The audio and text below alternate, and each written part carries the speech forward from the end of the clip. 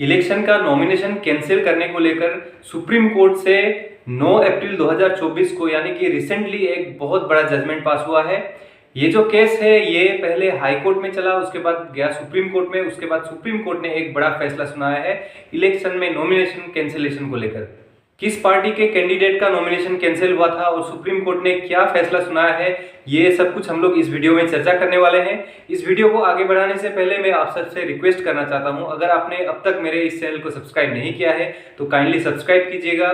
2019 में Arunachal Pradesh legislative assembly के elections होते हैं, उसमें तेजू कॉन्स्टिट्यूएंसी जो होता है वहां से 3 कैंडिडेट इलेक्शन लड़ते हैं, जिसमें करिखो क्री बोल के इंडिपेंडेंट एक कैंडिडेट होते हैं, उसके बाद डॉक्टर मोहेश चाई बीजेपी के कैंडिडेट होते हैं और नूने तायांग बोल के कांग्रेस के कैंडिडेट होते हैं। उसमें से जो कारिखो क्री जो होते हैं वो इंडिपेंडेंट जो होते हैं वो जीत कर आते हैं और सेकंड पोजीशन में रहते हैं मोहेश चाई, और नूने तायांग बोल के जो कांग्रेस के कैंडिडेट होते हैं वो थर्ड पोजीशन में आते हैं। इलेक्शंस के रिजल्ट आउट हो जाने के बाद जो कांग्रेस के कैंडिडेट हैं वो क्या करते हैं, वो इंडिपेंडेंट जो कैंडिडेट थे, विनर जो थे, उनके अगेंस्ट में हाई कोर्ट में एक पिटीशन फाइल करते हैं, इलेक्शन पिटीशन। उनका जो वोटिंग है, उनका जो इलेक्शन है उसको वॉइड डिक्लेयर करने के लिए ये पिटीशन फाइल करने के बाद Guwahati high court Itanagar bench क्या ऑर्डर पास करती है, रिप्रेजेंटेशन ऑफ पीपल्स एक्ट 1951 के तहत ऑर्डर पास करती है कि ये जो इलेक्शन हुआ था उनका वो वॉइड था, क्योंकि उन्होंने कुछ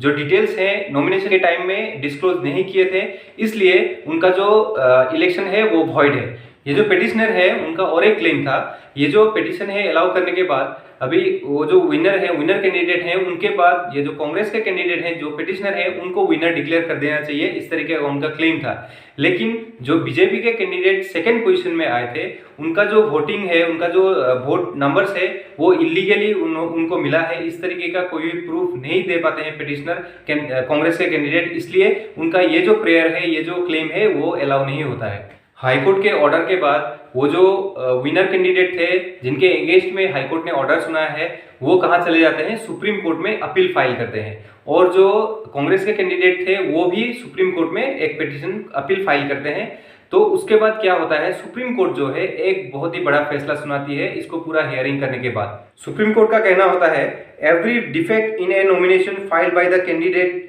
contesting election will not make the nomination invalid. Only defect of a substantial nature which can impact the outcome of election will render the nomination invalid।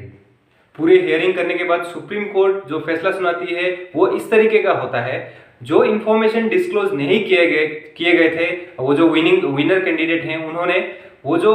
Information है अगर वो इलेक्शन का आउटकम को अगर इफेक्ट नहीं करता है तो फिर वो इंफॉर्मेशन डिस्क्लोज करना अनिवार्य नहीं है। अगर नहीं भी करते हैं तो भी उनका जो इलेक्शन है वो इनवैलिड नहीं होगा, इस तरीके का सुप्रीम कोर्ट का कहना होता है। उसके बाद ये कहते हुए सुप्रीम कोर्ट क्या करती है, वो जो अपील है विनिंग कैंडिडेट का, उनका जो अपील है उसको अलाउ कर देती है और जो हाई कोर्ट का जो ऑर्डर था, जजमेंट था, उसको सेट असाइड कर देती है। तो ये जो जजमेंट है, मैंने इसका जो साइटेशन है वो मैंने अपने डिस्क्रिप्शन में दे दिया है। अगर आपको पूरा जो जजमेंट है अच्छी तरीके से पढ़ना है तो फिर ये जो साइटेशन है उसको यूज कर डाउनलोड कर इसको अच्छी तरीके से पढ़ सकते हैं। अगर आपको इस तरीके के इन्फॉर्मेशन, इस तरीके के वीडियोस अगर अच्छे लगते हैं तो फिर मेरे इस चैनल को जरूर सब्सक्राइब कीजिएगा और जितना हो सके शेयर कीजिएगा। धन्यवाद।